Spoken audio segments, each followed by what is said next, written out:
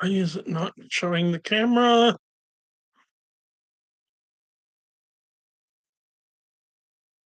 Okay, something's wrong. I don't have access to my camera for reasons I don't know anything about.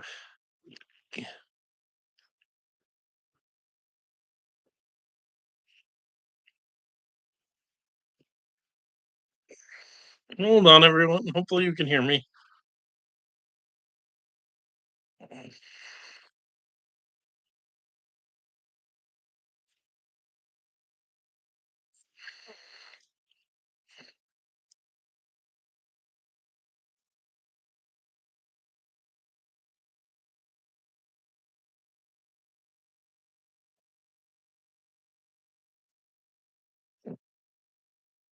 Lisa, can you hear me? Say so in the chat if you can.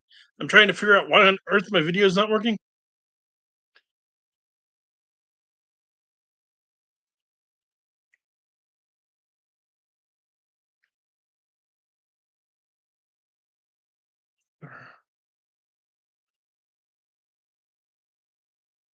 Okay, you can hear me. Cool. It's just I have no video for some stupid reason. Computers hate me. Uh, okay, ladies and gentlemen, my video is not working, so and I have no idea why. I'm gonna just do this as audio. I apologize. Please bear with me while I post links, and then we'll get started. I'll be talking both about my trip to Transylvania, of course, and for those of you who don't know, this makes officially 7 years since I first started YouTube. Um, so I'll be having a little bit of celebration of that, and we'll see what happens.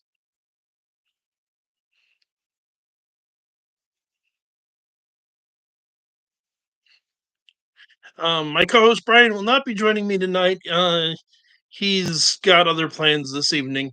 I would normally have just moved it to a night he was available, but given today is, like I said, 7 years since I first came on YouTube, I wanted to come online.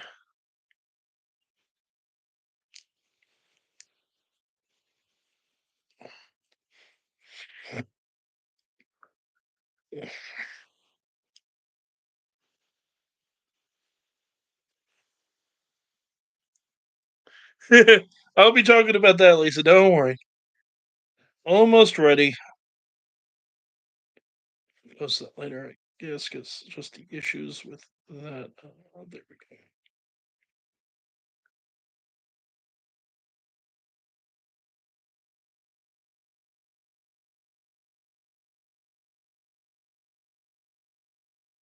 go. Okay. Hey, Teresa Hall. Good to see you as well. Good evening, ladies and gentlemen. Welcome to tonight's episode of Paranormal Encyclopedia. I know that it's been a while, and I'm sorry about that. I've just been dealing with real life things. I'm sure you guys understand. Um, the video is not working at the moment. I have absolutely no idea why. I'm just gonna roll with audio. Um, but I want to talk about some things tonight. Hopefully, you'll manage to make it about an hour. I'm gonna be on my own tonight because Brian's away playing Vampire the Masquerade, actually. But at any rate, welcome to Paranormal Encyclopedia. I'm your host, Kevin Mears, demonologist, paranormal investigator, and the Paranormal Encyclopedia. For those of you who are just tuning in for the first time, in June of this year, I spent 11 days in Romania. I went to Transylvania, Bukovina, Moldavia, Wallachia. We went all over, pretty much all over the country in the course of those 11 days. I can't even guess at how many miles we covered. Um, we went to Bran Castle, which is a famous castle. You'll see most documentaries talk about it as Dracula's castle, though it's really not. Although it sort of is at the same time, and I'll get into that. Um, we went to the foothills below Ponari Castle, which is his actual one of his two actual fortresses. There was the one at Turgovist, which we did not unfortunately go to, which was where he lived, and then Ponare was his fortress for invasions. It was a defensive structure. We couldn't go up to it because, unfortunately, it's currently in ruins or in the middle of a renovation project that hasn't been finished yet. So it is closed to tourists. Um, the story of his wife jumping is associated with Ponare. Yes, Lisa. There are multiple versions of the story taking place at different locations. From what I understand, now that I've actually been to Romania, and there's some question if it actually happened at all. Um, but some of the other interesting places we went to, um, and oh, do I have some stuff to talk about with this one? We went to Snagoff Monastery, which is probably where he was buried. And we went to, and I have videos of myself, um, often with Dacre Stoker, who was with me on the tour. He was one of the people running it, in fact, at many of these sites that I'll be uploading soon. But one of the particularly fun places we went that isn't connected to Dracula, but is connected to something many of you may be familiar with, is Cantacuzino Castle. Cantacuzino Castle is the site that they filmed at least Nevermore Academy for the TV series Wednesday. It's a very pretty castle. Which actually the first thing I want to say about my trip to Romania, the country is absolutely beautiful.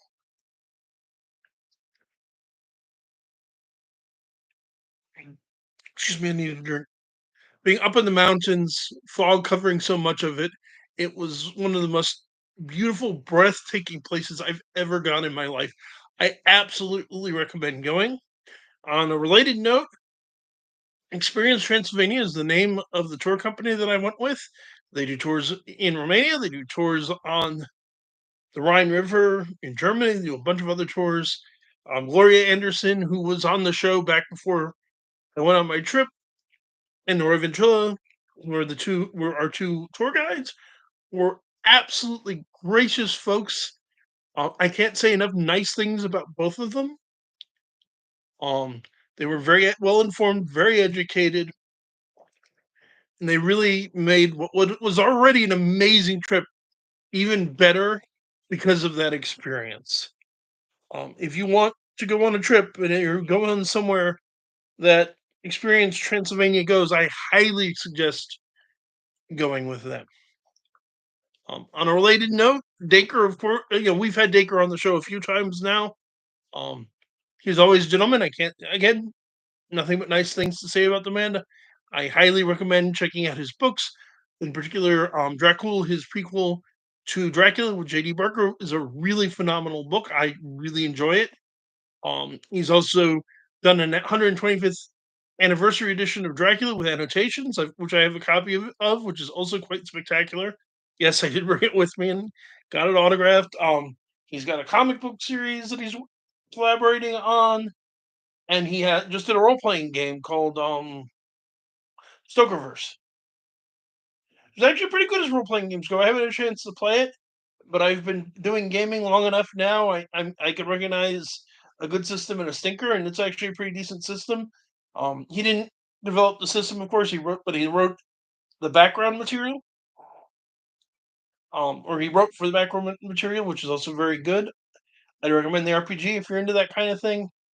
Um, the last major person I want to speak about on the tour, although I must say, the folks that I went on the tour with were very kind and gracious people. I had a really lovely time with all of them. I've got nothing negative to say about my tour group. If any of you guys show up in chat or comment later, I love you all, and oh, they'll understand that even if the rest of my audience doesn't. Um, but I was also given the chance to meet, and she joined us for the tour of Victoria Price, the daughter of Vincent Price. Um, she was ill for part of the tour, so she had some trouble being able to speak. But she was a very kind, very gracious woman. Really impressed me, and I had spoken with her at the beginning of the tour, and she was kind enough to say that yes, she'd be willing to come on and do an interview. So I'm going to be looking to schedule that soon. I also recommend looking her up. You can find her on YouTube and other places. Again, great lady. n- All the love and respect to her, to my tour leaders, and to Dacre. Um, this was a one. This was a the trip of a lifetime, in all honesty. So let me talk about some of the places we went. So people want to know, like Lisa asked me, so did I meet Vlad or see Vlad? Unfortunately, no. I cannot say that I saw Dracula or any vampires. Maybe he was busy. Maybe he thought I'd be even more of a pain in the neck than he is. But I will say this: we went to Snagov Monastery. Now, there's a lot of debate about where Dracula was buried. There's usually three places that get brought up. There is a monastery near Razov, I want to say, that's been recently making the claim. There is a tomb that was found not long ago in Vienna, which has a crest very similar to the Dracula family crest. People have suggested that. But the one that people have thought for the longest period of time was Vlad's resting place is this monastery called Snagov that we went to. It's in the middle of a lake. You actually walk across a wooden bridge to get there. We went the very last day of the tour. We went out to Snagov, and I gotta tell you, folks, I've been a demonologist and paranormal investigator for almost 30 years. Next year will make 30 years of doing this. I have been in a lot of haunted houses and in famous historical sites like Eastern State Penitentiary and Logan Inn. I've talked to people who were possessed by demons. I have never felt a sense of presence, and it's really the only word I can use for it. I don't think he's there per se. He's there, but he's not there. I'm not saying he's haunting the place, but his presence is there. You can feel it. It's palpable. Um, I did try to get some EVPs, and I'm not going to fiddle with that tonight, given that I'm already having enough technical problems. I want to see if I can get it moved over to the laptop to play it through the computer audio instead of having to hold up the recorder to the screen. I do apologize for that. But I will say this: I brought with me two pieces of ghost hunting equipment. Well, more than two, but two pieces that I actually used. One is my my EVP recorder. The other is my spirit box. I've talked about spirit boxes before. We've had the guy who developed them on the show, or a friend of the guy who developed them, since the guy himself, I believe, has already passed, on the show. They are an attempted method to communicate with the spirit world based on design started by Thomas Edison. So I'm standing in this tiny little chapel right over the grave that's believed to be Vlad the Impaler. For those of you who don't know, in the 1930s, archaeologists excavated the site looking for him. Um, sort of, it might be what you're thinking of, might not. I'll also cycle back to it in a moment. Lisa asked if that was the white noise machine. It's not really white noise, but it's sort of along the same lines. Um, but I turned on my spirit box. I got running and very clear. And unfortunately, it doesn't record, and I hadn't started my recorder yet. But I heard a male voice shouting through it. Um, it was very brief. It wasn't anything. It was a shout. It wasn't words, so I have no idea what he was saying. Um, I did have some foresight that Nora, which was one of our guides, is a linguist as well. And both her and Gloria are from Romania. They speak Romanian, so hopefully, I even when I did some of the EVPs, Nora was good enough to translate for me. Since I tried to learn some Romanian before I went, I'm not good at languages. I never have been. Um, the reality of the situation was she tried. I think we got some results in some of the places. Like I said, I want to try and get them to the computer to try and make them easier to hear before I play them, and hopefully we can try and do that for next week. Um, but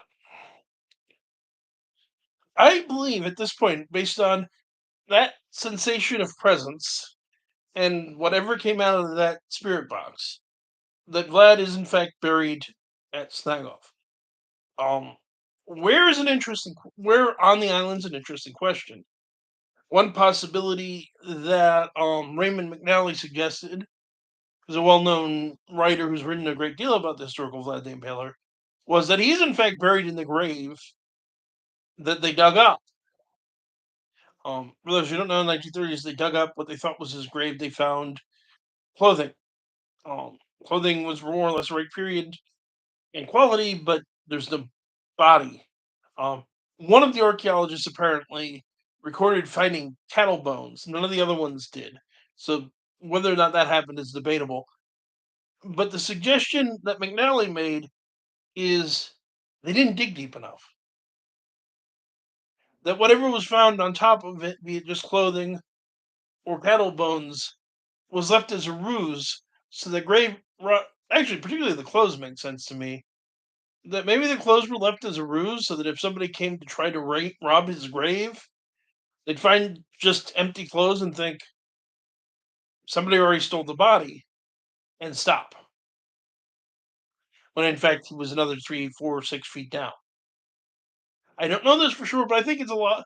I think it's a logical possible explanation. It's not a big island, but it is an island. There is more space there. He could simply have been moved to somewhere else or buried somewhere else. I would again propose the most likely explanation for why would again be a reality of grave robbers would be a concern. Um, Looters, if the country was, when the country's invading it by the Turks, then wanting to do something to despoil the body, given their issues over the Germans, both of whom had many issues with Vlad. Somebody might that they wanted to protect about against that kind of eventuality, and that's what happened. Or things have moved in the almost 600 years since his death, since he died in 1476, 1477. Oh, so they may have moved it for some other reason. We don't know. Um, but in my unproven opinion, although to be in defense of my unproven opinion, the most documentation we have of where he was buried is Snagov. So it is a logic. It is the most likely explanation, even if we can't, barring finding the body tomorrow or somebody inventing a time machine and going back, we can't know what happened for sure. Um, some let's see other interesting experience along the ride. Another really neat place that we went was a lake. I'm gonna upload a video of Nora talking about the lake. I don't remember the name off the top of my head, but it is a lake that was created by the communists. If you don't know Romanian history, um, a communist dictator by the name of Nicolae Ceausescu ruled Romania for years until he was deposed and executed in the 1980s. And he brought in a lot of communist reforms, which were generally terrible. Tearing down parts of Bucharest, this beautiful old city, tearing down the old parts, putting up concrete block apartments that were just ugly. And talking to our tour guides, talking to the Uber driver that took us from because myself and some of the other people on the tour took an Uber from the airport to the hotel on the first day. Because with everybody coming in at different times, we weren't all like meeting at the airport before starting the tour. And um, he was telling us about growing up. I remember very vividly talking about my experiences as a kid with Empire Strikes Back, Return of the Jedi being some of the first movies I remember seeing in the movie theaters, and him talking about seeing Return of the Jedi 6 years after it came out on a bootleg, a copy of a copy bootleg VHS tape on a VHS player bought on the black market from a guy who was part of the Securitat, which is the secret police. Um, and him, and again, our tour guide's talking about the way the concrete structures were, being able to, you'd be up on the top floors and your neighbor could hear everything you were saying. down to the bottom floor, which is very deliberate in the design to get people to report on each other to the government. Um, as Teresa Hall said, he was an evil, cruel man. He did some horrible things. Um, I don't try not to rejoice in anyone's death, but I'm old enough that I just remember hearing about it. I'm not overly sorry to see him go, particularly given the horrible things he did. But at any rate, this lake, it's a man-made lake. They flooded it out of town. They flooded it out of church. Um, we had lunch there, and there's a local legend that um, when people every year, because the church and town and the graveyard were flooded, the lake takes a toll in souls. Nora had an experience in a boat on the lake. I'm not going to talk about her experience because again, I'm going to upload a video of her just talking about her own experience, which I think is much better. But I'll say this: I went, hanging out down by the water, trying to get some EVP, not really getting it a whole lot. Uh, Again, there's a sense of presence there. I'm not sure I'd want to go swimming, particularly by myself in that lake. Um,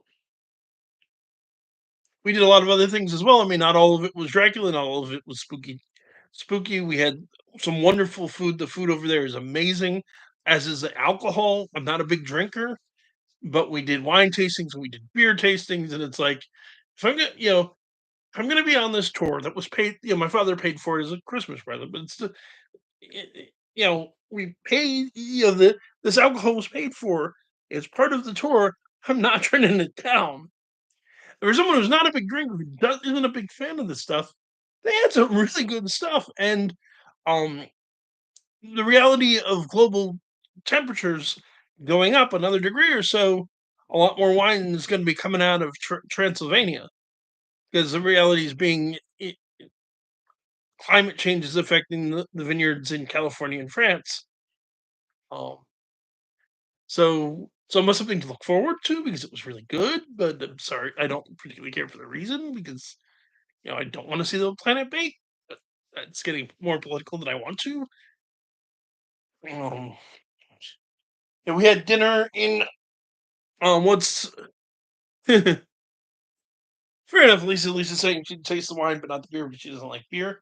Um, I don't particularly like beer or wine. I like the beer over there better um, than the wine, but some of the wine was very good. One of the fun dinners we had is we actually went to the house that's advertised as the house Dracula was born in. The reality being the house isn't that old, but it's supposed to be at least on the foundations of the house he was born in the city of Sigisora.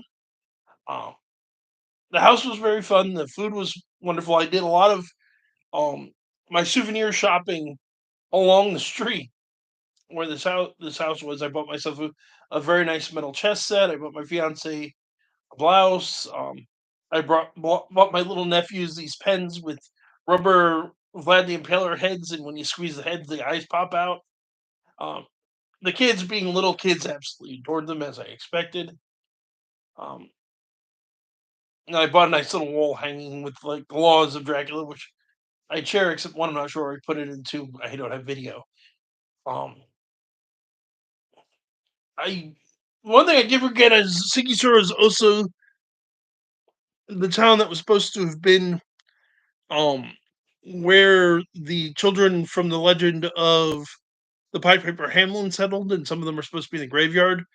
I had intended to walk up to the graveyard and try and do some EVP up there. I'm sad to say I didn't do it because it's a long walk, and I have bad knees.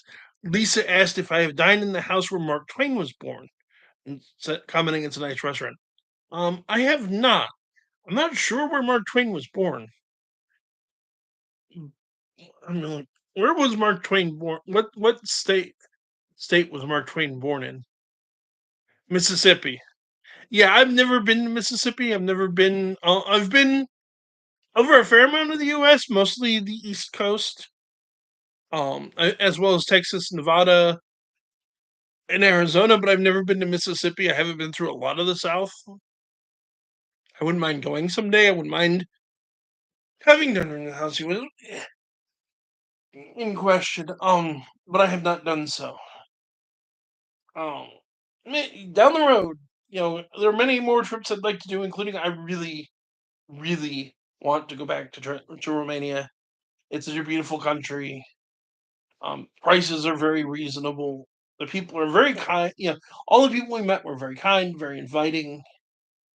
Um, it was absolutely worth the trip. Um, the only bad part of the trip, which is not the tour company's fault, it's not Romania's fault, it's not even France's fault, is that I got stuck, had to sit for 5 hours in the Charles de Gaulle airport in Paris waiting for my connecting flight. That's just that, and that I didn't miss anything. I wasn't late, although some other people on the tour had problems with delayed flights and things of that nature. In my case, that's just the way the ticket fell out. The worst part of it to me was it's like I'm in, I Romania is current. Romania and a 5 hour layover in an airport is my in France is my entire experience of Europe. I would have loved to go out and see more of Paris, but in 5 hours, it's like I can get through security, go stand on the street for 5 minutes, and then go back through security so I catch my flight. No, especially if it had been the end of the tour, I might have chanced it. Beginning of a tour, I don't want to miss the tour, so I didn't. I just sat in the airport, read my book, and waited for my flight. The way back would have been. I was only there for an hour, so there was really no time to do anything. I'd hoped that because it was like, if they overbook or the flight's delayed, I'm old and I'll just go see the city. But unfortunately, everything was on time. I had a very nice flight back, actually nicer than the flight in. On the flight in, we were packed. I was in a row of four, and every other seat was filled. Thank God I was on the aisle, but it was still crammed into tiny seats in coach with four other complete strangers. On the way back, it was a row of three. Um, I was originally sat with two other people, and then a stewardess comes over and goes, "So you're traveling by yourself? Would you like to move to another seat?" Because on the other side of the cabin was in fact a row of three with only one person sitting in it. So we had a middle seat with nobody sitting in, and it was a much more pleasant flight. Um, it was a great. The flights weren't terrible. I just sat and watched movies like you usually do on a long flight, and I mean, the food was airplane food. I'm sure most of you know what that's like. Let's see what other interesting stories to tell. Again, a lot of the other stuff is stuff I want to go over with the EVPs. A lot of it. There's a lot of other fun, interesting little things that aren't terribly germane to the channel. Like winning, I won a bottle of wine because when we were in the one city was like if you could find something related to Matthias Corvinus and take a photo of it, you win a prize, and that was a prize. Um, it was just a plaque down one of the side streets. I want to say that, yeah, that was Brazov. Um, Brazov was neat is neat because city where his wife supposedly lived, and that's actually something I will show that I bought on the trip because I know exactly where it is. Not his wife, his mistress.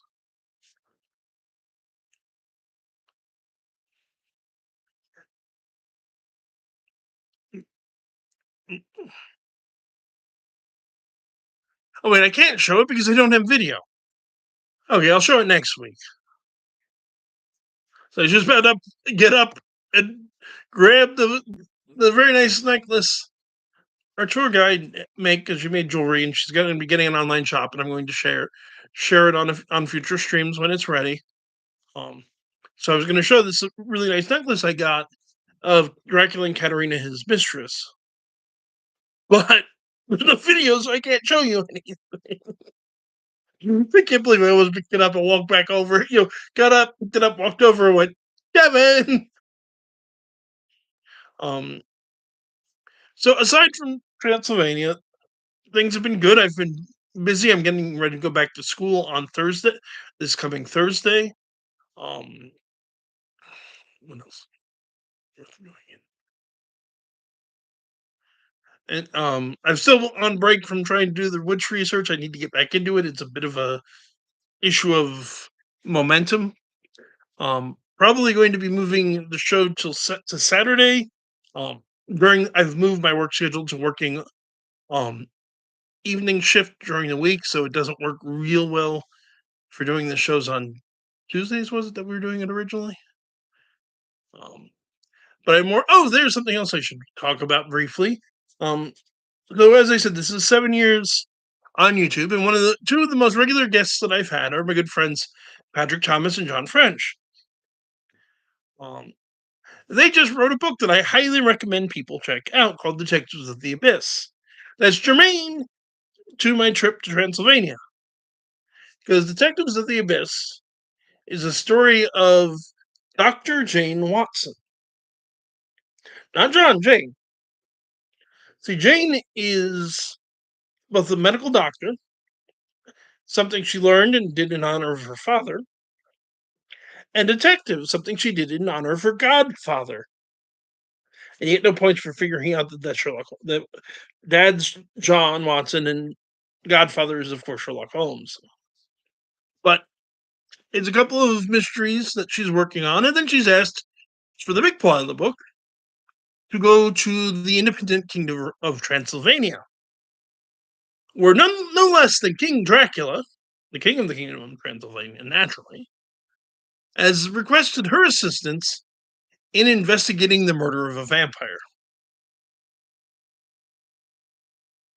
Um, I also particularly happen to like this book was one, it's actually dedicated to me, and two, Jane, aside from being familiar with detective work, also learned ghost hunting from two individuals, one of which is Karnaki the Ghost Finder, who's actually pretty famous, and the other is one Kelvin Mears, which was done in recognition myself of me by John when he asked me some time back. It's a really good book. It's a lot of fun. I highly recommend it. It is part of their ongoing um, Agents of the Abyss, I want to say, series, which also has Agents of the Abyss itself, which is series of a collection of short stories involving various well-known monsters and set up in more spy type scenarios in more of the present day.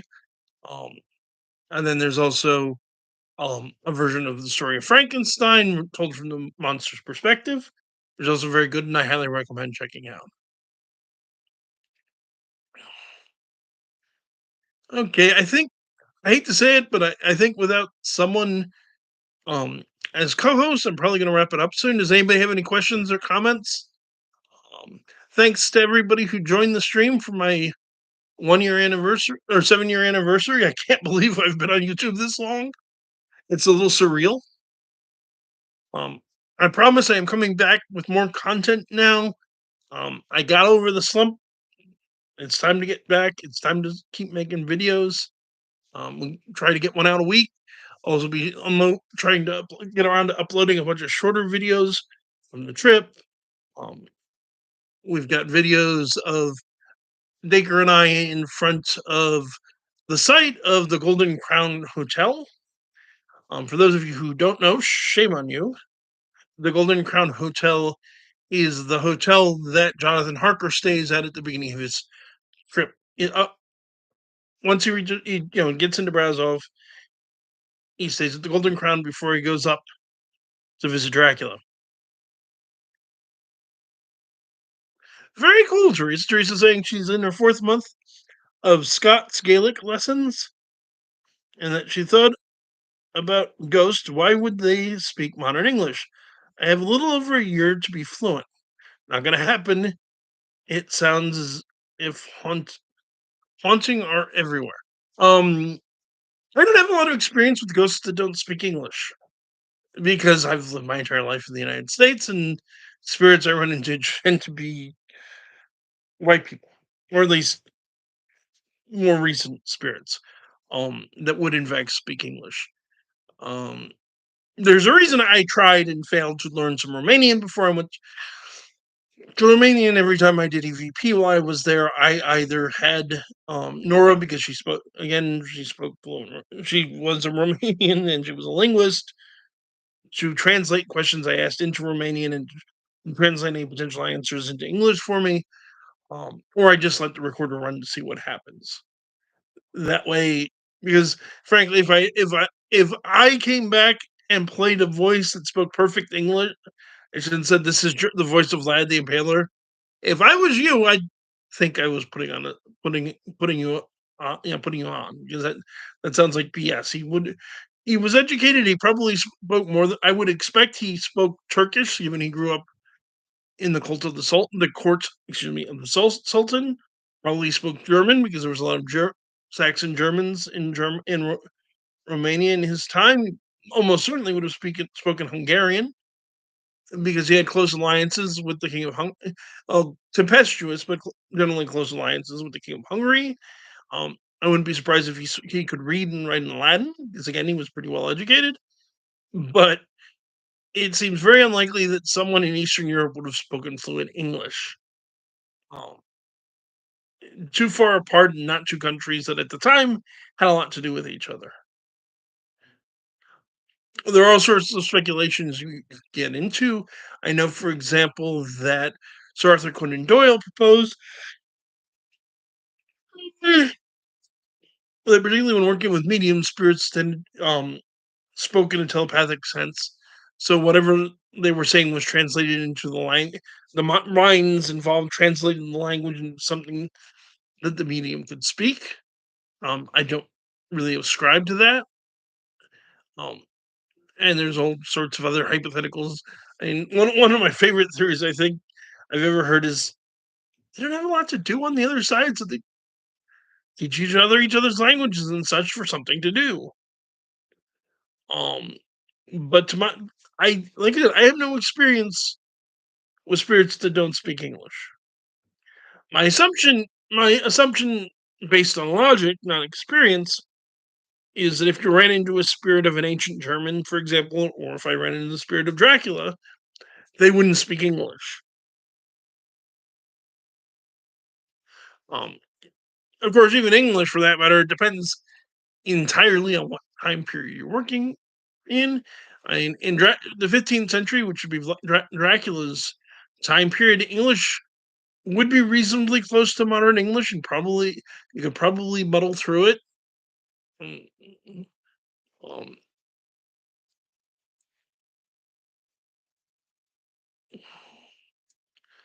and why is that not one? We're not talking about too far off of the time of the Canterbury Tales or the King James Bible, and I'm offline. I'm offline.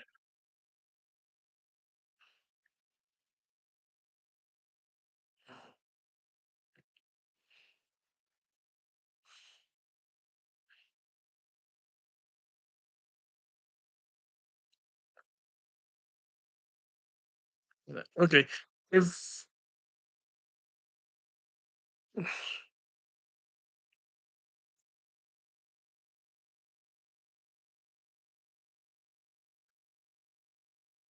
can anybody hear me? Please say so in the chat. I think I've lost my internet.